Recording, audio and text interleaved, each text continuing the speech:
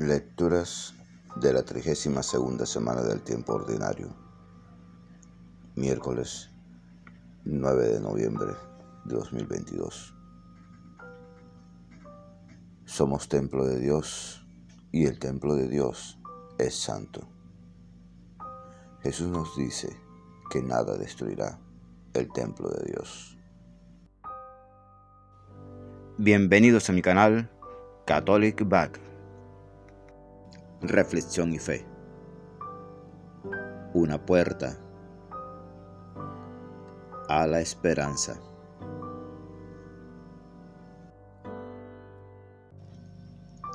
De la profecía de Ezequiel, capítulo 47. En aquellos días, el ángel me hizo volver a la entrada del templo del Señor, que debajo del umbral del templo corría agua hacia el este. El templo miraba al este. El agua bajaba por el lado derecho del templo, al sur del altar. Me hizo salir por el pórtico septentrional y me llevó por fuera hasta el pórtico exterior que mira al este. El agua corría por el lado derecho. Me dijo: estas aguas fluyen hacia la zona oriental, descienden hacia la estepa y desembocan en el mar de la sal. Cuando hayan entrado en él, sus aguas serán saneadas. Todo ser viviente que se agita, allí donde desemboque la corriente, tendrá vida y habrá peces en abundancia. Porque apenas estas aguas hayan llegado hasta allí, habrán saneado el mar y habrá vida allí donde llegue el torrente. En ambas riberas del torrente crecerá toda clase de árboles frutales. No se marchitarán sus hojas, ni se acabarán los frutos. Darán nuevos frutos cada mes, porque las aguas del torrente fluyen del santuario. Su fruto será comestible y sus hojas medicinales.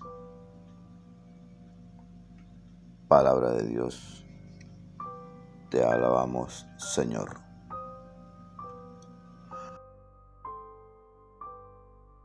Salmo 45. Un río y sus canales alegran la ciudad de Dios. El Altísimo consagra su morada.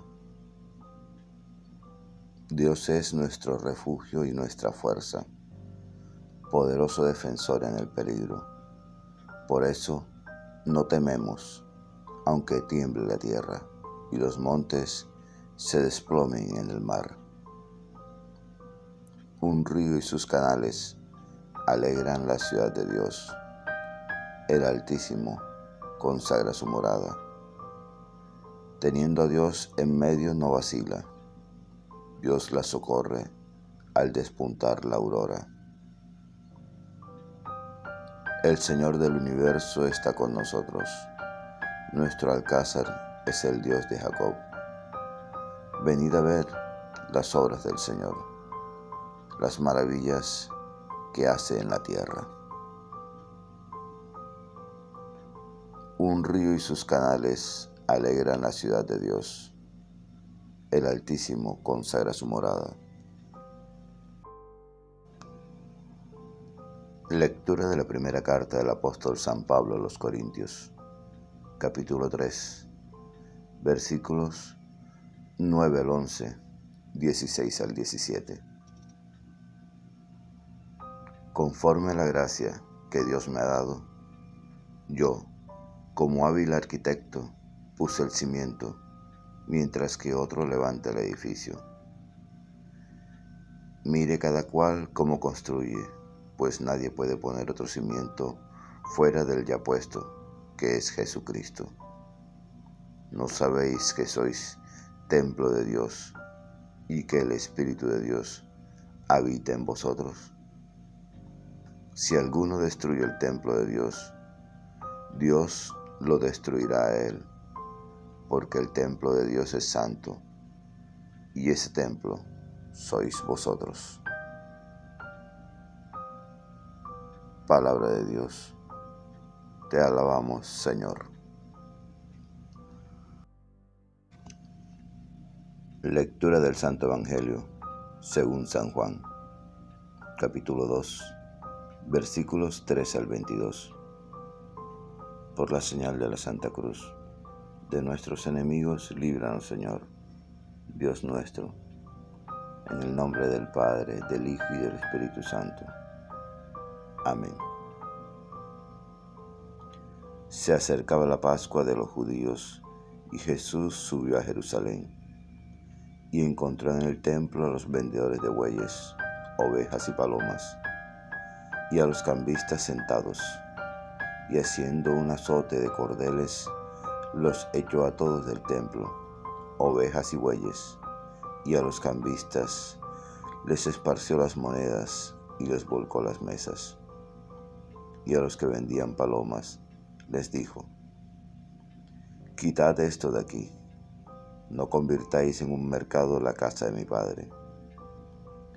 Sus discípulos se acordaron de lo que está escrito: el celo de tu casa me devora.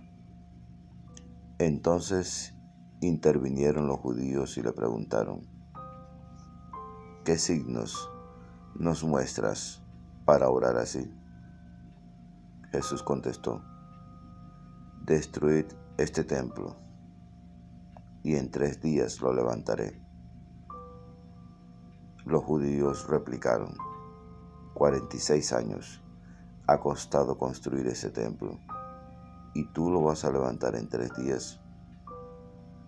Pero él hablaba del templo de su cuerpo. Y cuando resucitó de entre los muertos, los discípulos se acordaron de lo que había dicho, y creyeron a la Escritura y a la palabra que Jesús había dicho. Palabra del Señor. Gloria a ti, Señor Jesús. Ven, Espíritu Santo, ven por medio de la poderosa intercesión del Inmaculado Corazón de María, tu amadísima esposa. Es notable la visión del río que va fertilizando las tierras a partir del lugar donde Dios está presente. El Dios invisible se manifiesta por la vida que comunica a los hombres. El Espíritu Santo, figurado por el río de agua viva, hace florecer en el mundo todos los gérmenes de vida. El río se dirige hacia el mar salado o mar muerto. Sabemos que este mar es tan salado que en él no hay peces y a sus orillas no crece ninguna planta. Esta es una figura de la sanación que Dios comunica al mundo, esterilizado por sus pecados. Sus hojas servirán de alimento y sus frutos de comida. Estas aguas, símbolo de bendición, manan debajo del umbral del vestíbulo del templo y salen por la parte oriental, donde estaba la fachada. Pero por el lado derecho, es decir, por el sudeste, simbolizan las aguas de las gracias traídas por Cristo al mundo, por la efusión del Espíritu, ya que no han existido jamás debajo del templo de Jerusalén.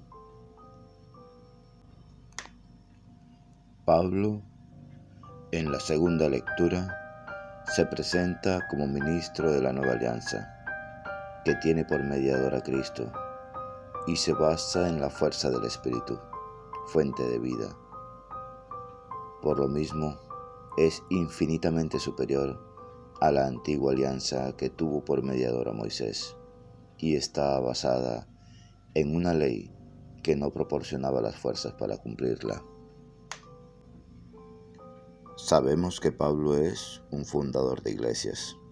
No se pone celoso de los que pasan después de él, pero puede suceder que alguno, reconocido como una autoridad, actúe para su propio prestigio, olvidando que esos creyentes que reciben sus directivas son la Iglesia de Cristo y no un público que conquistar.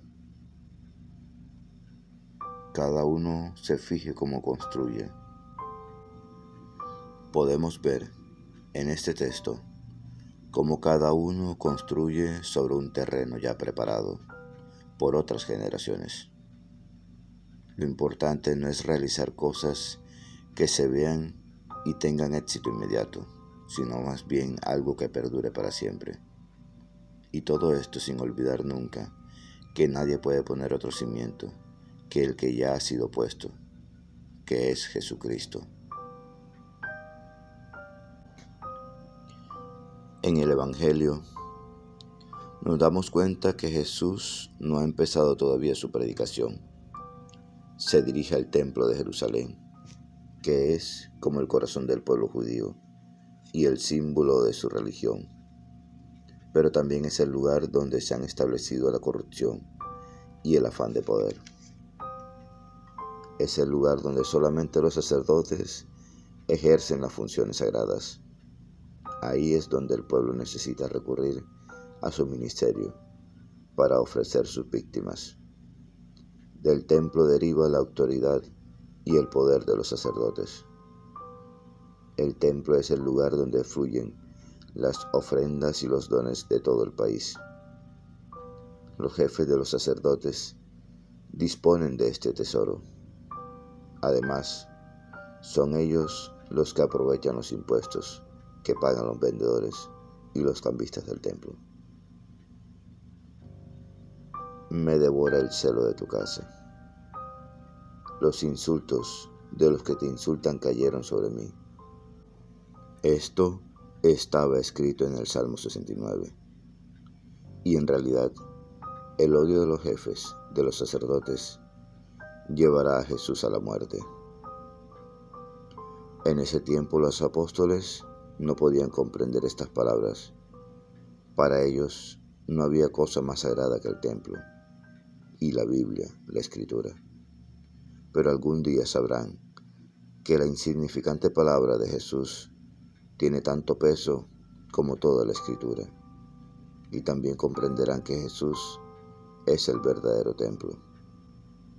Hasta entonces, los hombres se construirán templos y buscarán lugares donde encontrar a Dios y lograr sus favores. Ahora, Dios se ha hecho presente en Jesús. Él es el que nos entrega todas las riquezas de Dios.